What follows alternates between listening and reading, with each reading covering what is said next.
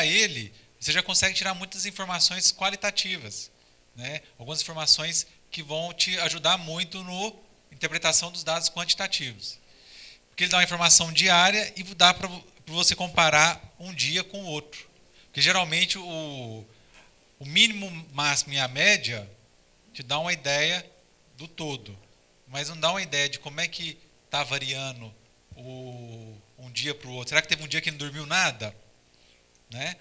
É melhor a gente olhar ele todo. Até teve um dia que ele não dormiu nada, mas teve 5 dias que ele não dormiu nada em um mês, naquele mínimo você só vai poder ver o mínimo. Foi só um dia, mas você não vê que foram 5. Né? Próximo. Então esse daqui, medido da Minimeter, da ActWatch, né? O indivíduo normal, né? Ele dorme durante o escuro e todo dia de forma bem regular, né? Durante o dia ele movimenta bastante, durante a noite alguns picos de atividade, né? Então esse daqui é um sujeito que vem do próprio software como um exemplo de um sujeito normal, né? Alguma dúvida em relação a ele? Não, né? Próximo. Esse, além de ser um sujeito normal, ele dorme sempre no mesmo horário. É um idoso, né? Que não está institucionalizado e dorme muito bem, obrigado, né? Aqui você não vê muita atividade durante a noite. E ele acorda praticamente no mesmo horário. Fora esse dia aqui que provavelmente aconteceu algo que não, né, dormiu um pouquinho mais tarde. Apesar de ter dormido sempre no mesmo horário, dormiu uma horinha, meia horinha a mais. Mas é um sujeito normal, né? E aqui durante a vigília, certo? Próximo.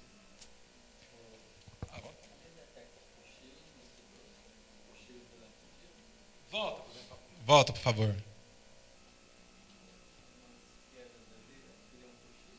Essas quedas provavelmente é cochilo ou está sentado assistindo televisão. Essa é uma das dificuldades da etigrafia, né? Você não consegue com certeza dizer se ele está dormindo ou assistindo televisão. Mas com os novos canais, você pode ver a temperatura do punho. Se a temperatura do punho não aumentou muito, porque só de sentar já aumenta um pouco.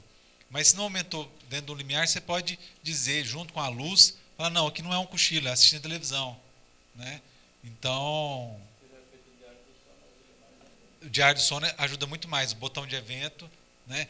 Isso o Fernando e o Mário vai tocar melhor. É muito importante você convidar, envolver e mostrar a importância do engajamento do sujeito experimental ou paciente na ideia. E você consegue distinguir se ele apenas deitou no mesmo horário ou se ele realmente dormiu? Aqui sim, porque tem um botão de evento associado. Ele deitou. Ele deitou. Ah, não, é o início do sono. Você vai ficar com o que a Ana Amélia vai explicar, que você vai detectar que começou o sono. Há uma grande possibilidade de que sim. E se você faz isso todo dia, aí você consegue ter uma informação mais útil. Mas 100% não. A Ana vai falar, pode ser Sim. um algoritmo utilizado para isso. É. Mas, na minha opinião, essa é uma das limitações da artimetria. Sim.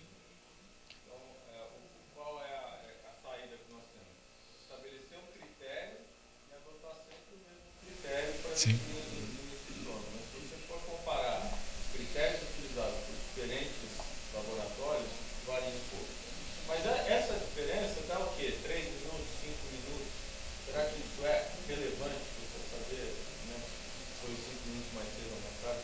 Mas é uma das limitações. E quando você tem essa quantidade de dados, essa limitação é contornada de forma satisfatória, na minha opinião. Próximo. Dá um exemplo. O que seria esse critério? Não, o critério, por exemplo,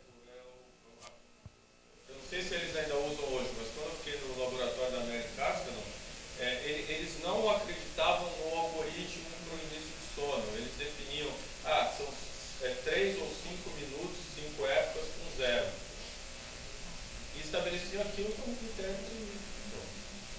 Que é um critério arbitrário, que não tem a ver com o que o algoritmo vai detectar, que a Ana Amélia vai falar, mas é critério do laboratório. E eles conviviam bem com isso. Mas você vai em outros laboratórios, outro critério. Em alguns laboratórios, não, é o que o algoritmo disse. O algoritmo falou que foi nesse minuto, foi nesse minuto. Eu acho que a gente está num. Se foram registrados 5 minutos de atividade zero, então você disse que a pessoa começou a dormir. Mas e a medida da latência? Como que fica nessa... Então, na minha opinião, Eu não sei a na resposta. minha opinião, a actimetria não serve para medir latência. Ótimo. Essa é a minha opinião. Tem alguns que acreditam, não, eu acho que a actimetria não serve para medir latência. Tanto é que todas as comparações, a latência é sempre o que tem piores índices. Os piores índices é a latência. E a concordância com a polissonografia é a latência. E a latência, será que ela é tão importante dentro da perspectiva que a gente está? Não sei. Então, e fica o convite para, após esse encontro nosso, a gente tentar, né, um consenso, um manual, alguma coisa junto com a Associação do Sono e ver, vamos escrever, vamos colocar no papel, vamos ver o que vai ser, o que não vai. Será que a gente consegue isso, né? Hoje em dia, os fóruns, a internet ajuda a gente a fazer isso, né? Será que a gente consegue escrever algo ou depois das nossas próximas reuniões, algumas coisas, né?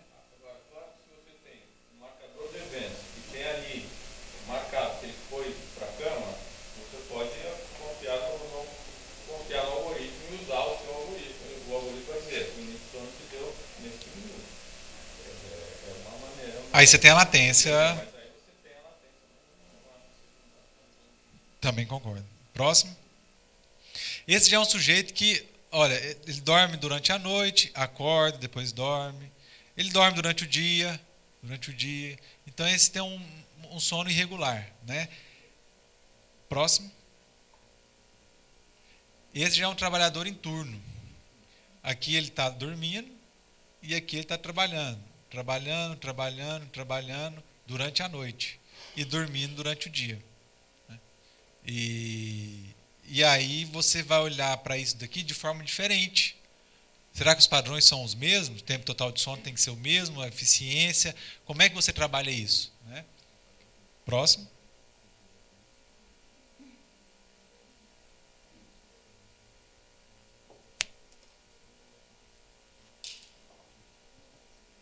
Pode passar aqui? Não vai.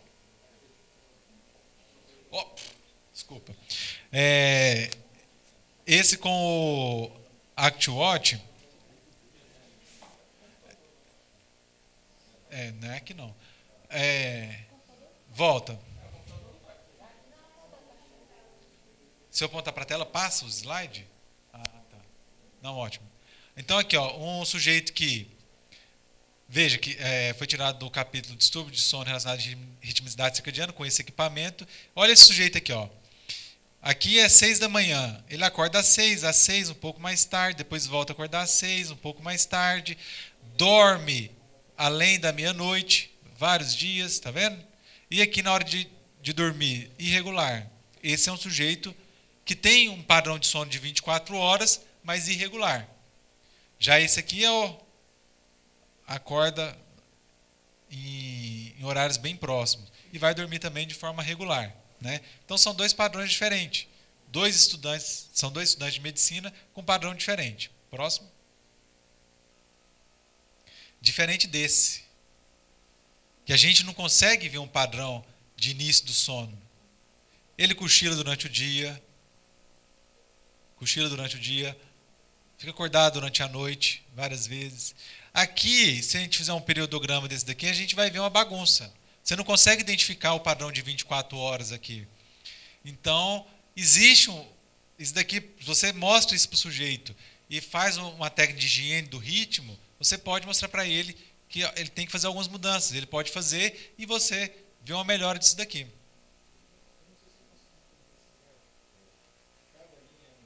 Isso é um dia.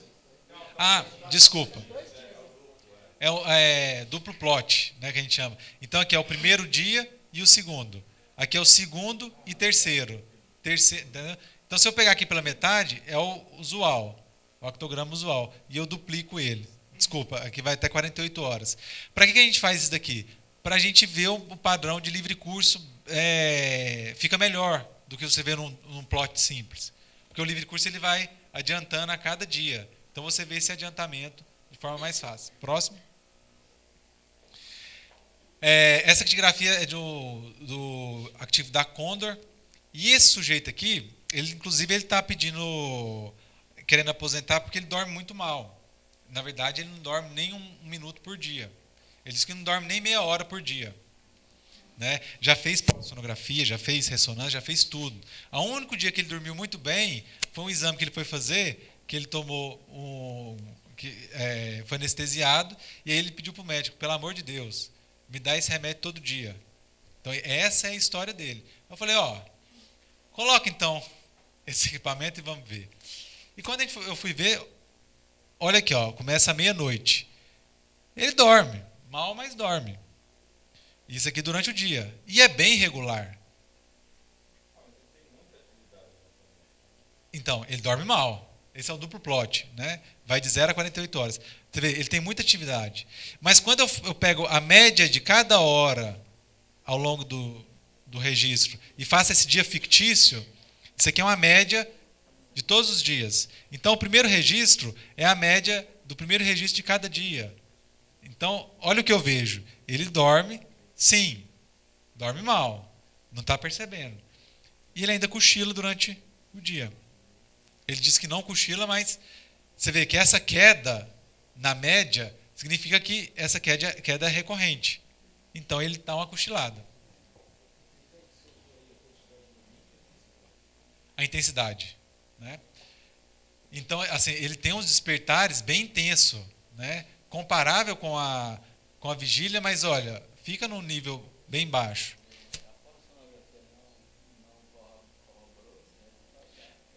Então, é que na verdade a actigrafia eu fiz separado. Ele fez a polissonografia há muito tempo atrás. Ele só chegou queixando. Eu falei, já que você quer usar o equipamento, vamos ver. Porque eu queria ver se realmente ele não dorme nada, porque se ele não dormisse nada, a gente poderia estudá-lo melhor. Mas aqui a gente viu que ele dorme bem, obrigado, né? Não, ele dorme. Ele dorme sim. Ele não fica acordado a noite inteira. Né? Assim, pode ser que ele está mexendo muito na cama, mas ele tem uns cochilos durante a noite. Ele tem alguns padrões ali. Né? Mas é um sujeito que quem quiser ver melhor, ele está aberto para ser estudado. Né? Mas é isso daí. Então, assim, é uma forma de você comparar o relato da pessoa com a actigrafia. Né? Próximo. Então, esse é uma outra forma de você ver um actograma. Né? Aqui também de 0 a 24 horas, aonde cada linha é um dia e cada vermelhinho desse é um nível de atividade. Vermelho é atividade, azul é repouso. Esse sujeito ele tem uma depressão que, com vários tratamentos farmacológicos, não conseguiu tratá-la. Ele fez a estimulação transcraniana, também não viu muito efeito. E quando a gente vê o ritmo dele, a gente começa a entender que tem algum problema, que primeiro parece que você tem que melhorar o ritmo dele para depois começar a fazer uma higiene do ritmo, higiene do sono, para depois você ir para a parte de tratamento farmacológico, a própria estimulação transcraniana. Porque o que acontece aqui? Aqui é meia-noite, ele fica um pouquinho acordado depois da meia-noite. O sono dele não é um sono todo azul aqui, tem vários pontinhos de acordado. E olha a vigília dele. Olha aqui, ele cochila todo dia às 14 horas. E não só cochila, como dorme. Né? Então, esse sono aqui, quando você vê a temperatura do punho chega a um pico maior do que esse sono. Então, o ritmo dele, não dá para dizer que está invertido, mas está bem bagunçado, porque ele dorme mal durante a noite e tem um cochilo bem definido durante o dia, quando ele devia estar se expondo à luz. Próximo. Então, 1 hora mais ou menos, 2 horas. 180, 100. Isso. Então, se a gente pegar aquele modelo do homeostático e o circadiano, vamos pensar no homeostático. Aqui a pessoa dormiu, a pressão para o sono reduziu. Sem pressão para o sono, ele fica num sono superficial, acordando muito durante a noite. Se ele acorda muito durante a noite, ele fica com a sonolência diurna. E a sonolência diurna vai fazer com que ele durma aqui. Dormindo aqui, ele não tem pressão. E assim sucessivamente. Então, se ele tira isso daqui, levantou aqui, talvez aqui abaixe. Né? E aí ele pode responder melhor ao tratamento farmacológico. Então, essa é a ideia. Você usar a actigrafia para auxiliar a ver como que está o ritmo e, a partir daí, poder pensar que estratégia utilizar. Aqui o psiquiatra vai começar a fazer trabalhar a higiene do sono com ele para ver se a gente consegue melhorar esse ritmo. E conseguindo, talvez ele responda melhor aos tratamentos farmacológicos. Próximo. Então aqui está um exemplo. Aqui também 24 horas, né? Cada linha um dia. Aqui o sujeito acordando às 6 da manhã e aqui ele acorda às 11, às 11. 6, 6, 11, 10, 10, 11. 6, 6, 6, 6, 6, às 9 da manhã, às 10 da manhã. O que é isso? E olha que ele está indo dormir quase que no mesmo horário. Então ele está dormindo mais nos finais de semana. Aqui é sábado, domingo, segunda, terça, aqui é um feriado, aqui é sábado, né? Então sexta, quinta, quarta, terça, segunda. Segunda, terça, quarta, quinta, sexta, sábado e domingo. Né? E tem aqui mais para frente também esse sujeito, quando foi em maio, então deu um feriado prolongado nessa época do 1º de maio. Então ele teve oportunidade de dormir 4 dias seguidos. E ele dorme aqui, ó. Ele acorda aqui. Então esse é um sujeito que tem o chamado jet lag social. Porque quando ele tem a oportunidade de dormir muito, ele dorme muito. Isso significa o quê? Que ele precisa de mais sono do que é disponibilizado para ele. Esse é um sujeito que tem um chamado estado mental de risco. Então ele tem grande chance de desenvolver o bipolar. Esse é o bipolar. Eu vou mostrar outros que tem grande chance de desenvolver a psicose. E essa pessoa, ela é uma das que transitou para a bipolar. Hoje atualmente ela está numa crise de mania. Né? Isso foi há 3 anos atrás, esse registro, e deu com alguma... Não dá para comparar vários sujeitos, mas entre elas deu para ver que ela tem um problema de sono aqui, e a gente pode inferir que há grande chance desse problema de sono ter ajudado a desencadear a doença. Né? Ela era estado mental de risco, tinha grande chance, e ela desenvolveu o transtorno bipolar. Talvez uma higiene do sono aqui poderia impedir essa transição ou fazer com que ela fosse mais para frente. Então, essa é uma das minhas linhas de pesquisa atualmente. Criar um protocolo que possa ser aplicado nesse grupo de estado mental de risco. Próximo.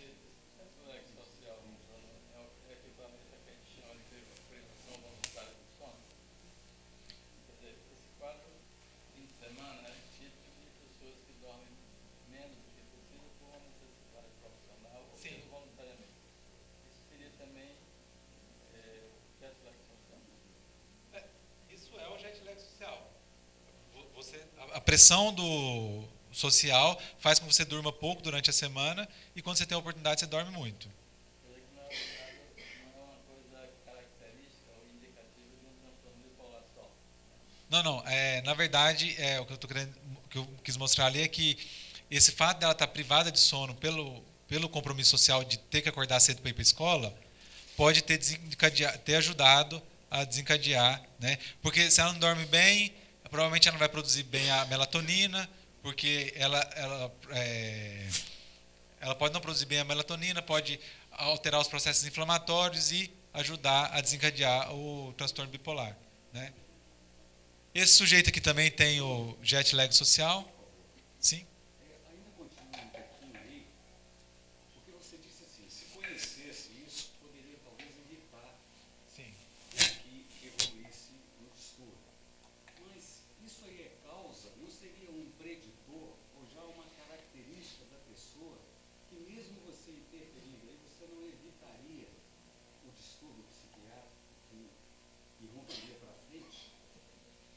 pergunta. E causa ou é preditor? É o ovo ou a galinha? Né?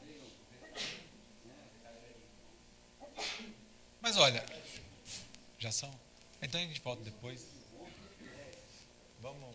quem? Eu acho, deixa eu me meter nisso, eu acho que essa pergunta é muito pertinente. Eu acho que essa é uma discussão na literatura quando a gente vê quem trabalha mais com fonobiologia tenta puxar a sardinha mais para a causa, quer dizer, que alterações no sistema de corporização estariam relacionadas à causa, por exemplo, da depressão, pelo menos alguns tipos de depressão e outros transtornos associados.